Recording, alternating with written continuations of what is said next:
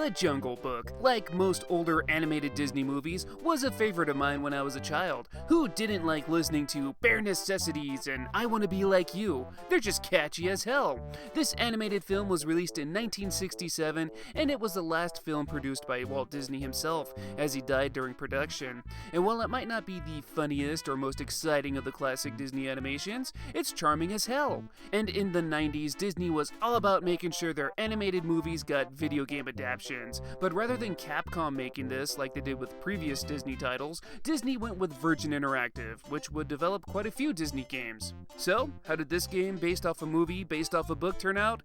Let's see. Oh, and by the way, I'm playing the Sega Genesis version. There's many versions of the game and they all play a bit different, but the Genesis version is the one I'm nostalgic for, so that's what we're getting here. Anyway, let's take a look at The Jungle Book. So the plot here follows the movie pretty close, with Baloo and Bagheera trying to get Mowgli to the man village and away from Shere Khan.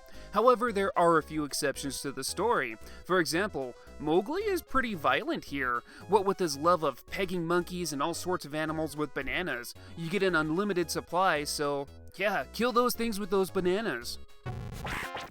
And if throwing bananas doesn't quench your bloodthirst, you got multiple weapons you can use, including double bananas, a pea shooter, boomerangs, and even a mask of invincibility. Mowgli can't be stopped. No wonder Shere Khan wants him dead. So this isn't the typical platformer you would expect here. Rather than just a get to the end of the level type game, you're instead in a giant stage and your goal is to collect a set amount of rubies. You'll climb trees, swing on vines, collect different weapons, get points and health items, kill animals, and seek out a number of rubies. Once you have all the rubies you need, find the end goal and finish the level. The gameplay here is easy to get the hang of, but it does feel a bit slippery at times. Sometimes the platforms feel off, and you might accidentally kill yourself a few times.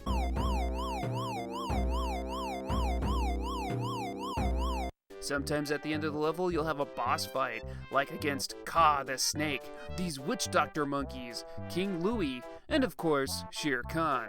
The bosses can be a bit tricky, and I really suggest saving up all your power-ups and extra weapons for these battles, especially since there's no common enemy that can't be stopped with just regular bananas.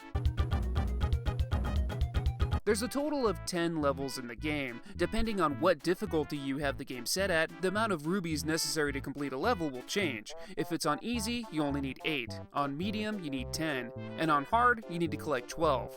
If you collect all the rubies in the stage and beat the level, you'll get a bonus stage. The bonus stages aren't anything fascinating, but it's a great way to get more points and extra lives. Now let's talk about these graphics, because I actually really like them. I don't find the visuals to be as polished as other Virgin Interactive games like Aladdin, but the animations themselves mimic the movie's art style very well. Mowgli's little dance is great. Same with the baby elephant, who is used as a level checkpoint. And all the characters look pretty spot on.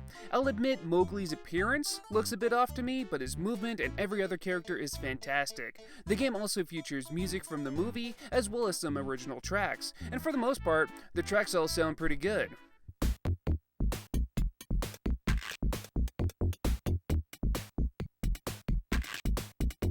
So, all in all, is The Jungle Book a great game?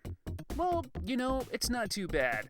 While this game came out between Virgin Interactive's more flagship titles of Aladdin and The Lion King, this game feels a bit more rushed in comparison. Like I said already, it doesn't have the same polish that would make this game feel like a bigger title, but it's not bad whatsoever. I like the presentation of the game, the visuals, the music, the overall adaptation of the movie. It's done pretty well, and making it a collectathon platformer was a good mix-up rather than having the expected move-right platformer.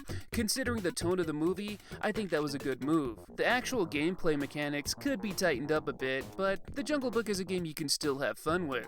It has its difficult moments, and if it gets a bit too challenging, there's plenty of pause screen cheat codes you could input to help you out, or even warp you to different levels. There's even some fun codes that flips the screen upside down, or changes the color.